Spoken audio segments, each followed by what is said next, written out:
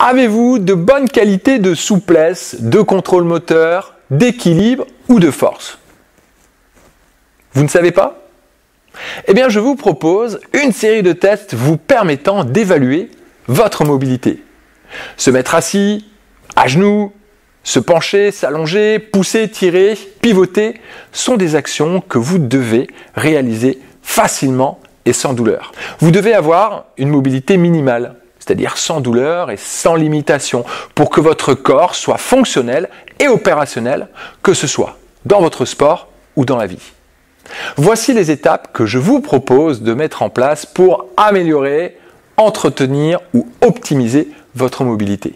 D'abord, étape 1, testez votre mobilité. Je vous invite à tester votre mobilité. Les tests peuvent être faits par des adultes ou des enfants. Je vous propose 15 tests de mobilité. Alors d'abord, commencez par télécharger la feuille de test juste ci-dessous et mettez une note donc pour chaque test. Donc tous les tests sont sur ma chaîne YouTube. Alors pour les notes, si le test est réussi, vous mettez 1 point. Si le test n'est pas réussi, s'il est réussi en force ou s'il y a une douleur, vous mettez 0. Donc attention, donc ça ce sont les règles que je vous propose au niveau de cette batterie de tests. Si le test comprend un côté droit et un côté gauche, le test est réussi si vous y arrivez bien sûr des deux côtés. Le test n'est pas une compétition, d'accord? Le test a deux objectifs. D'abord, vérifier que vous êtes bien capable de bouger sans douleur et sans restriction, d'accord? Et ensuite, vous allez pouvoir évaluer l'évolution de votre mobilité suite à un programme d'entraînement. Pour la préparation, c'est très simple. Vous avez besoin juste d'une tenue souple et confortable. Donc, je vous propose de faire les tests dans une tenue souple et confortable. Vous aurez besoin d'un tapis de gymnastique, d'un bâton. Vous pouvez remplacer le bâton simplement par un manche à balai. Ensuite, un gros livre. Moi, j'utilise ici des briques de yoga, mais prenez un gros livre. Et ensuite, vous aurez peut-être besoin d'un partenaire ou d'un appareil photo.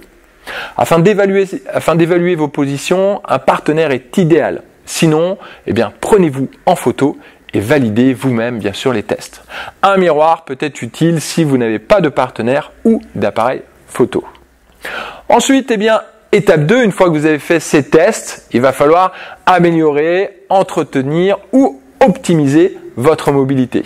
Si vous n'arrivez pas à faire un ou des mouvements ou si vous avez une douleur, je vous recommande de programmer des entraînements correctifs afin de retrouver une capacité normale de mouvement. Si vous arrivez à effectuer tous les mouvements, les différents programmes de mobilité présents sur roulesurlaforme.fr ou sur Programme 66 viseront un entretien ou un développement de votre mobilité. Donc en fonction des résultats de votre test, je vous propose après d'entraîner votre mobilité ou de récupérer une mobilité minimale avec le programme La Gymnastique des Fascias. Si vous voulez gagner en amplitude, je vous conseille le programme Mobilité Stretch. Ensuite, si vous voulez transférer votre mobilité dans le mouvement, vous avez eMove Mobility ou eMove Training.